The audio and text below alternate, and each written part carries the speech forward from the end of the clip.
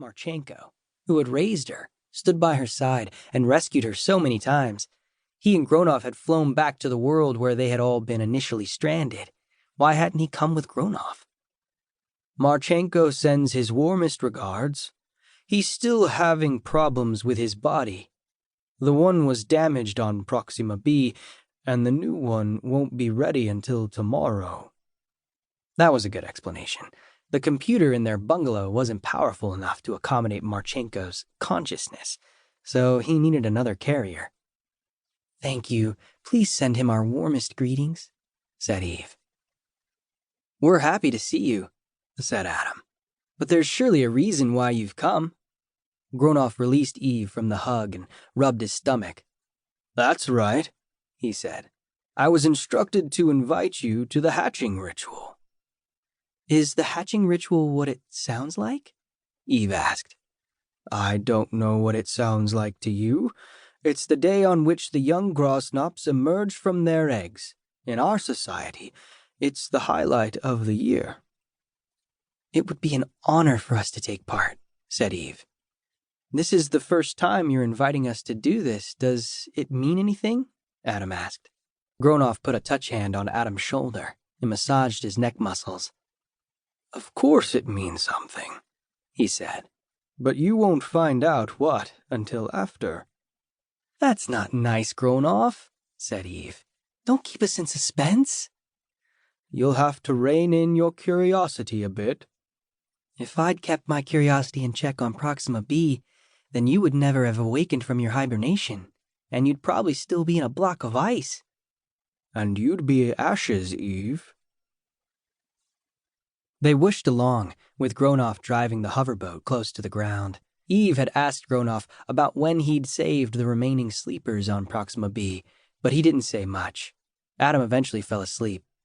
"We're here," Gronov announced, descending from the crossbeam that formed the driver's seat of the hoverboat. He stretched out his legs almost entirely, making it possible now to see how gigantic Gronov was. Certainly over 3 meters. He usually had his spring legs retracted into his knees so that he hardly appeared any taller than a human. Adam looked down. The air flowing from the vehicle's 3 turbines bent the reddish-brown grass, which only grew in patches here. The mushy ground was about 1.5 meters below. He grimaced, but there was no point in complaining, because Gronov couldn't understand that the mud bothered him. Drought was the Grosnop's greatest enemy. Adam jumped. What luck! His feet only sank in about 3 centimeters. A few droplets flew to the side and splashed onto their driver's thick green skin. Gronov noticed and reached down to smear the glob around like a medical cream. Then he switched off the hoverboat's engine, and the hoverboat sank slowly to the ground.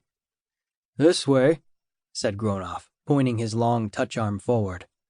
Adam could already smell the sea as salty air flowed in through his nostrils and cleansed his lungs. They went up a hill. The grass had been flattened almost everywhere. As they crested the hill, Adam could see why. There were numerous grosnops lined up along the wide, black beach, quietly waiting for the ritual. Gronov stopped. The sea was quiet, too. The spectators didn't go onto the beach, where there were thousands upon thousands of spheres gleaming in the light of the 2 suns.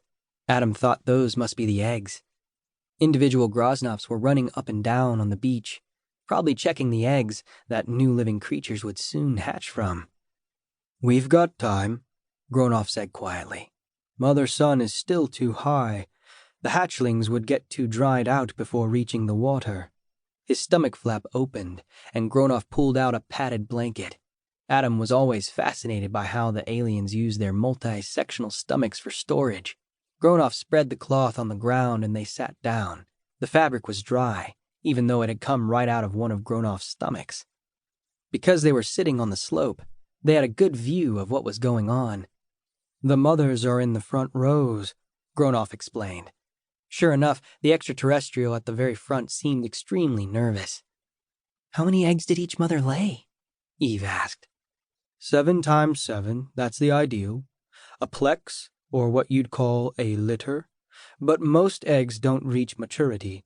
That is why some females lay more of them, even at the risk of their plex being too big. "If every female has 49 offspring every year, Shouldn't your world be... To keep listening to this audiobook, I've left you a link in the description so you can do it, at no cost thanks to Audible's 30-day free trial.